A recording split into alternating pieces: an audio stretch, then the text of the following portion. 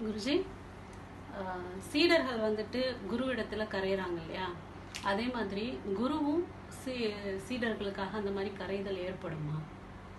அது ஏற்படுனா எந்த மாதிரியான கரைதலா இருக்கும் அது?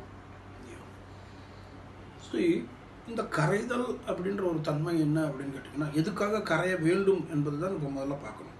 இந்த சீடர்கள் குருவிடத்தில் கரைதல், குரு சீடரிடத்தில் கரையிறாங்களா, இவங்க அவங்களிடத்தில் கரையலாம், இப்படி பார்க்கறத விட முதல்ல கரைதலின் நோக்கத்தை தெரிந்து கொண்டீர்கள் என்றால் அப்போ உங்களுக்கு புரியும் யார் யார் இடத்துல கரைவாங்க அப்படின்ட்டு. இப்போது இந்த கரைதல், இப்போ அகங்காரம், மாயை, கர்மா, 3 விஷயம் இருக்குது.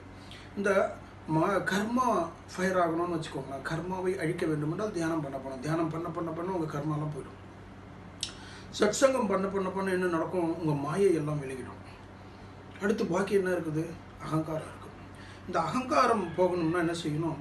சரணடையணும், குருவிடத்தில் கரையணும். சரணாகதியும் கரைதலும் என்ன செய்யும்? நான் என்ற ஒரு தன்மை இல்லாமல் பண்ணிடும். உங்களுடைய ஈகோவை எடுத்துடும். யாரால் சரணடைய முடியும்?